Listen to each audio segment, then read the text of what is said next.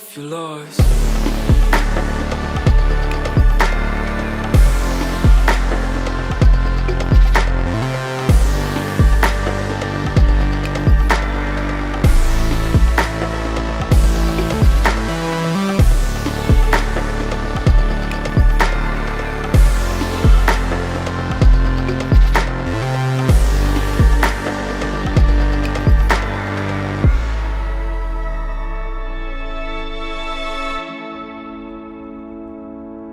On your side,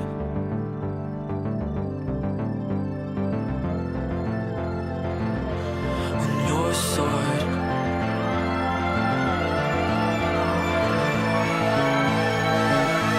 on your side.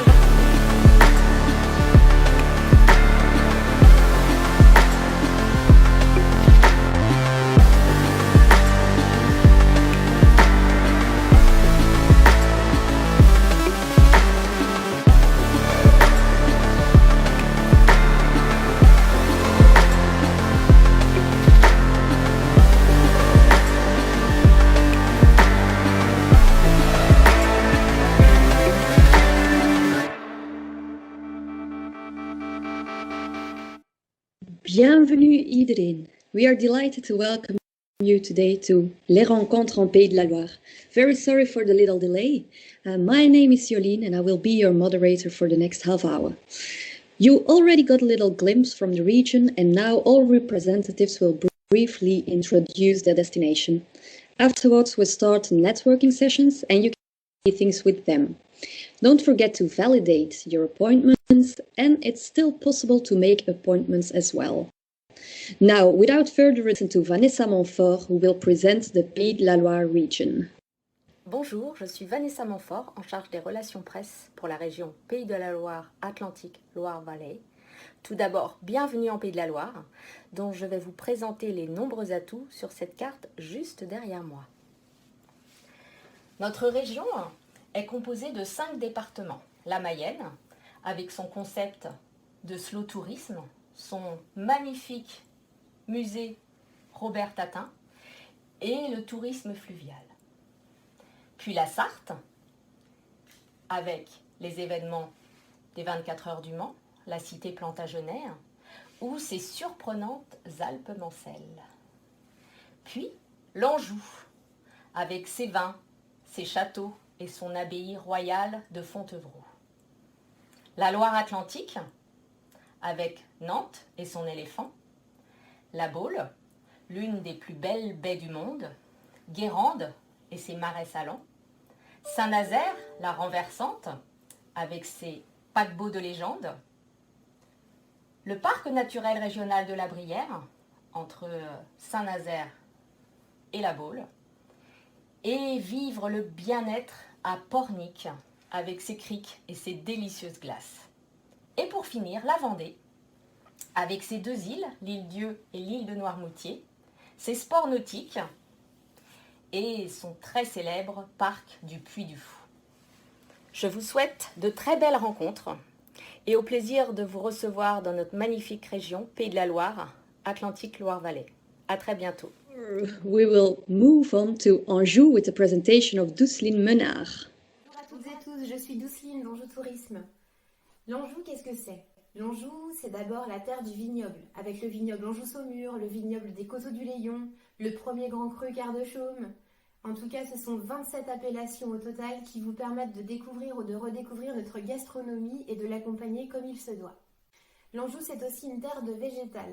Le végétal représenté par 2 sites emblématiques, Terra Botanica, le premier, à Angers, le premier parc à thème européen sur le thème du végétal. Le deuxième, le parc oriental de Molévrier, dans le surprenant Choletais.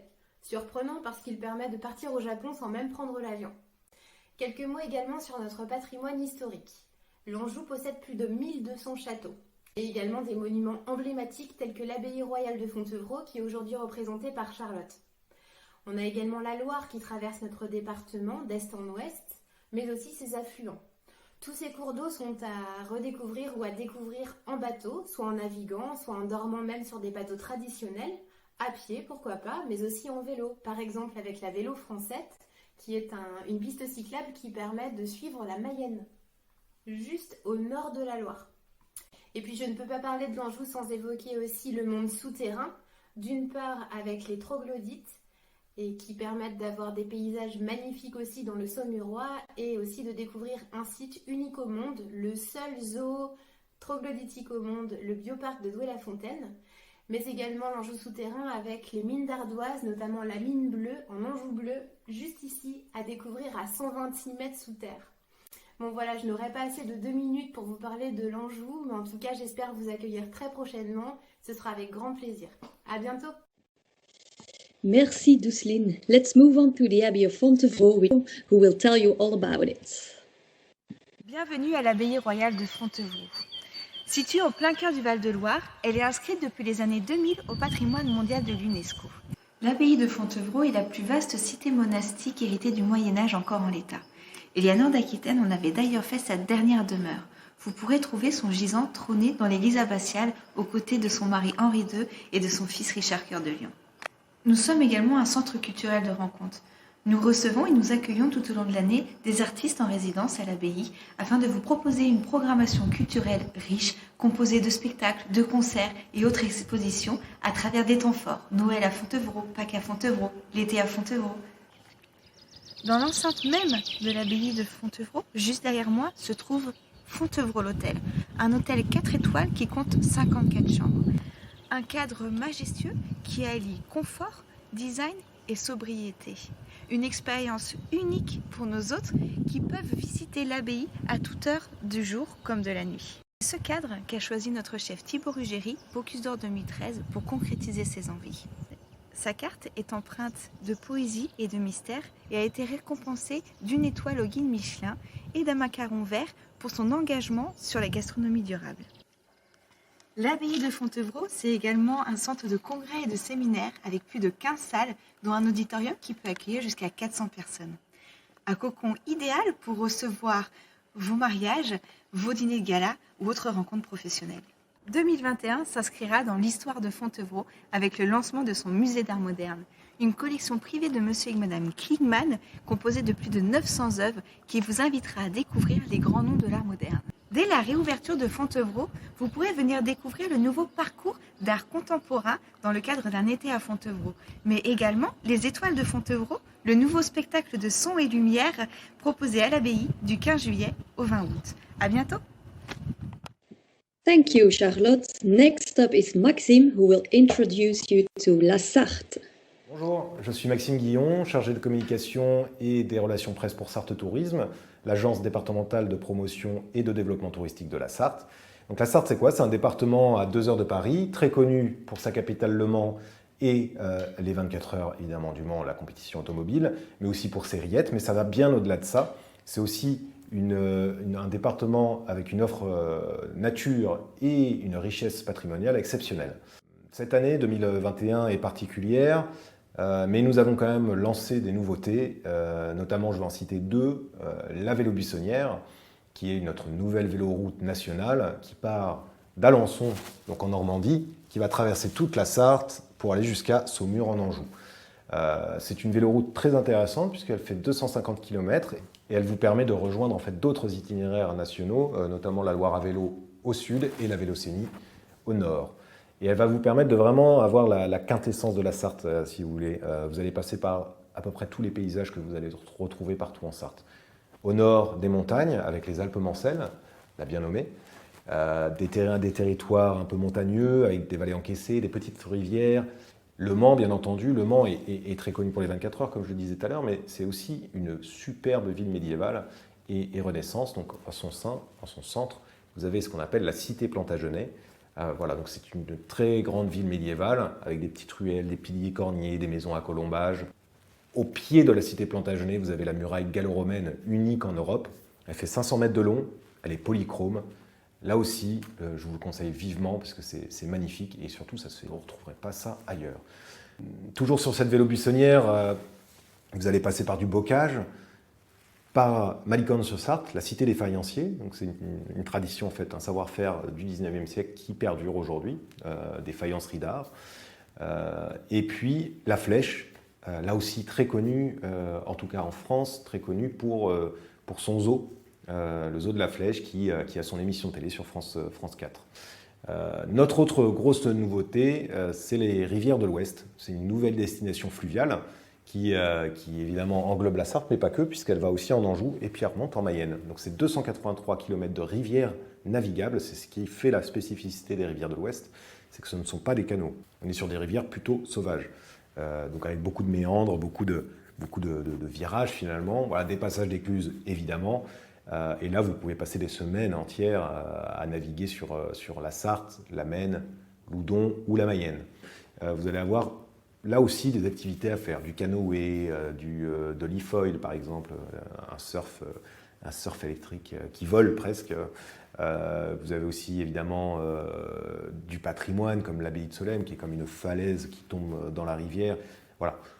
Je pense qu'en une semaine vous pouvez vous régaler. La Sarthe, c'est bien d'autres choses, bien entendu. Là, je ne vous présente qu'une petite partie finalement. J'espère qu'elle vous aura donné envie de venir découvrir ce magnifique territoire. J'ai hâte de vous rencontrer. Je vous dis à très bientôt. Merci la Sarthe. Now let's have a listen to Lucie in la Mayenne. Bonjour à tous, je suis Lucie Janson de Mayenne Tourisme et je vais vous présenter la destination Mayenne. Ici, la nature préservée, la richesse du patrimoine et l'hospitalité des habitants ont façonné un état d'esprit slow et bienveillant, idéal pour se ressourcer. Initiatrice du concept des Slowly Days, la destination Mayenne partage avec ses visiteurs et professionnels du tourisme des valeurs fortes, la bienveillance, l'éco-responsabilité, l'éthique, un tourisme où le local a toute sa place et un goût prononcé pour le partage. Rencontrez les gens d'ici qui seront ravis d'échanger avec vous et les artisans qui partageront avec enthousiasme leur savoir-faire. La Mayenne aime prendre le temps de vivre et offre une large palette d'activités. À pied, à vélo ou à cheval, laissez-vous surprendre par plus de 3000 km de randonnée. Au nord du département, les monts des Avaloirs, au cœur du parc Normandie-Maine, est considéré comme le sommet de l'Ouest et culmine à 416 mètres.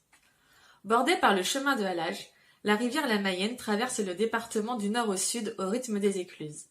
Embarquez pour une croisière de quelques heures ou de plusieurs jours à bord d'un bateau habitable sans permis. Les amoureux de l'histoire pourront découvrir les grottes de Sauge qui sont uniques dans l'ouest de la France et juste à côté, le musée de préhistoire qui permet, grâce à la réalité virtuelle, une exploration 3D d'une grotte.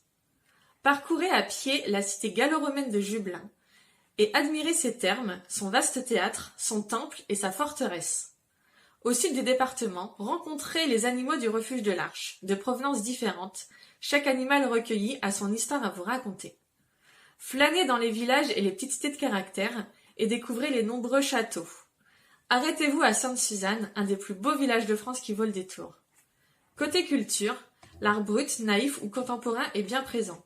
Retrouvez-le entre autres dans l'insolite musée Robert Tatin ou dans le musée d'art naïf. Enfin, la Mayenne est aussi une destination gourmande qui regorge de produits du terroir. L'occasion, lors de votre séjour, de vous régaler avec les spécialités et les produits locaux mayennais. Thank you, Lucie. Now let's go to the seaside with Fabienne, who will present La Vendée. Hello, I'm Fabienne from Vendée Tourism Board. I'm going to present you the Vendée area. The Vendée area is located on the Atlantic coast, on the west part of the region Pays de la Loire. The Vendée coastline is sure to please with its 250 kilometers of coastline, protected coastline, includes 140 kilometers of sandy beaches. There are 18 famous seaside resorts on the Vendée coast. Each resort has its own particular character. I can mention, for example, Les Sables d'Olonne, which is known for the yachting race Le Vendée Globe, but also Les Saint-Gilles-Croix-de-Vie, sardine capitals, but also Saint-Jean-de-Mont, La Tranche-sur-Mer, and so on. In Vendée, you will also find two islands, Noirmoutier Island and Yeux Island. The Yeux Island is currently known in Belgium because the Belgian royal family owns a house there and often comes on vacation. The Vendée is also known for its nature and particularly in the south of the Vendée for the Poitevin marshes, and more precisely for the Green Venise, which is kilometers of canals lined with trees, bordered with trees. a beautiful place to have some rest and visit abbeys, castles, and picturesque villages. In the north of the Vendée, there is the Bocage, the hilly place, the hilly region of the Vendée. In the heart of the Bocage, there is a place which is known, which is the Grand Park of the Puy du Fou. It's a 50 hectares theme park about history. So, I hope to see you soon in Vendée. Bye bye. Merci beaucoup, Fabienne. Now let's listen to Adeline from Loire-Atlantique. Bonjour à tous. Donc, je tenais déjà à vous remercier de l'intérêt que vous portez à notre petit coin de France. Je m'appelle Anne-Cécile Laubion, je suis chargée de relations médias pour Loire-Atlantique Développement. Alors malheureusement, ce n'est pas moi qui pourrai échanger avec vous cet après-midi, mais vous allez pouvoir rencontrer Adeline, ma collègue et ma binôme, qui pourra vous donner plus de détails sur la destination. Je vais vous parler très rapidement de la Loire-Atlantique. Comme son nom l'indique, le département est situé à la confluence de la Loire et de l'océan Atlantique. C'est une situation géographique qui nous donne pas mal d'avantages. On est déjà facile d'accès puisque on est situé à seulement 2 heures de Paris. On a aussi un aéroport international à Nantes qui dessert de manière régulière différentes villes des Pays-Bas, de Belgique et aussi d'Allemagne. Et puis surtout, c'est une situation géographique qui nous offre un paysage très varié, un véritable terrain de jeu. On a 133 km de côte avec une alternance entre les petites criques sauvages et puis les belles plages de sable. On a de belles zones naturelles comme la Brière, le parc naturel de la Brière, les marais salants de Guérande, le lac de Grandlieu et puis le canal de Nantes à Brest. Ce sont autant d'endroits pour se déconnecter, prendre un bon bol d'air.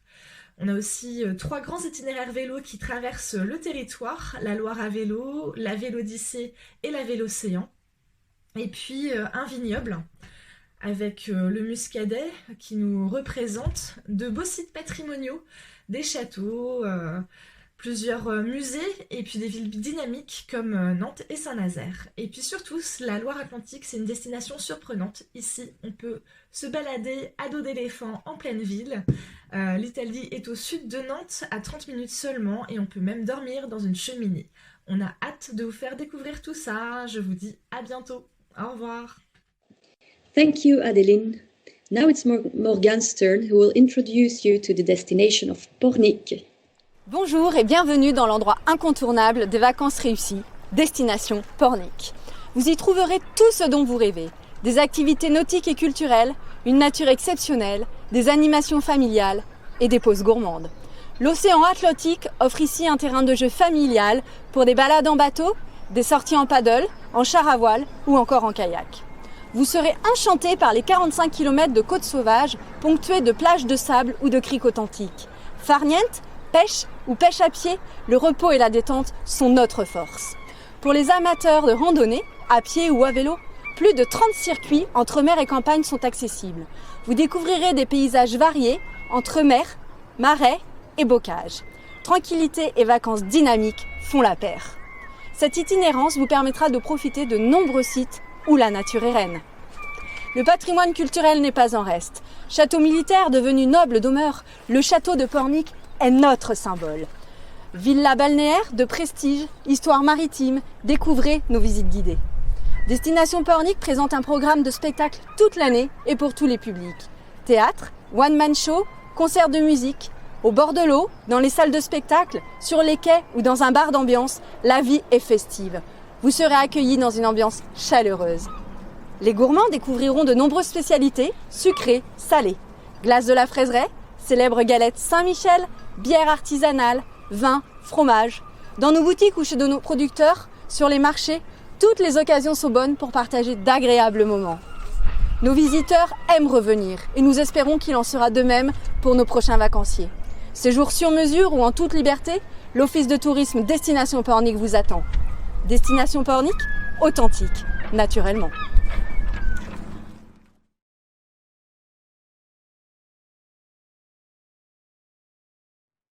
Merci Morgane. Now let's take a look at La Côte d'Amour with Ingrid in La Baule. Bonjour et bienvenue à La Baule Presqu'île de Guérande. Je vais prendre quelques minutes pour vous présenter le territoire avant d'avoir le grand plaisir de vous rencontrer. Alors grâce à cette carte, vous allez pouvoir visualiser tous les très beaux points d'intérêt qui se trouvent sur la Presqu'île de Guérande. Et donc je vous parlerai dans un premier temps de la baie de la Baule, qui est donc une baie qui fait 9 km de long, qui représente un lieu de spot pour les familles qui apprécient aussi de pouvoir y pratiquer des activités sportives. Alors juste à côté de la baie de la Baule, vous allez pouvoir retrouver les célèbres marais salants de Guérande, qui représentent environ 2000 hectares d'espace où donc les paludiers récoltent la fameuse fleur de sel de Guérande.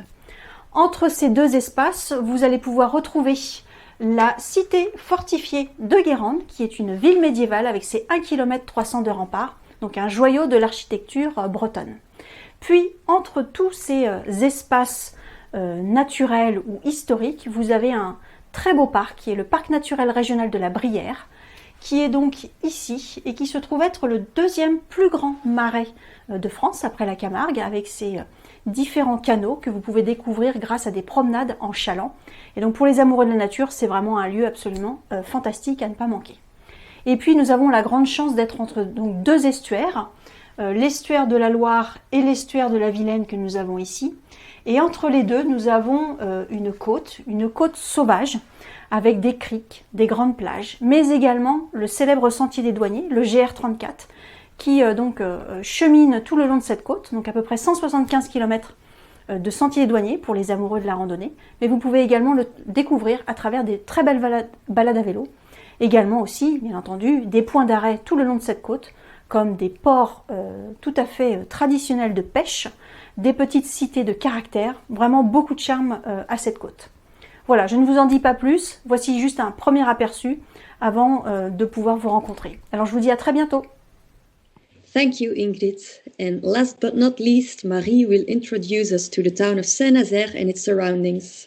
Over to you, Marie. Good afternoon, or should I say, Hood Dag. I'm Marie from Saint-Nazaire and Brière, 45 minutes from Nantes, on the west coast of Pays de la Loire. Stunning Saint-Nazaire and Brière offers unique experiences, 8 attractions and museums, and a reopening of our submarine after 6 months of works, and a new visit under the ice field, but shh, it's still a secret. We've got 3 industrial tours, the shipyards, Chantier de l'Atlantique, Airbus, and the harbor, the terminal harbor. But we've got also 4 Discover cruises to get another point of view of the city of Saint-Nazaire, and a new giant artwork on the beach of Saint-Nazaire, and a natural park of Brière, the Brière Marshes, offering walks, hikes, and rides. And we've got also 20 beaches and coves to have a break and a brief. Stunning Saint-Nazaire and Brière. What else? Voila! I hope these introductions gave you a good idea of Le Pays de la Loire.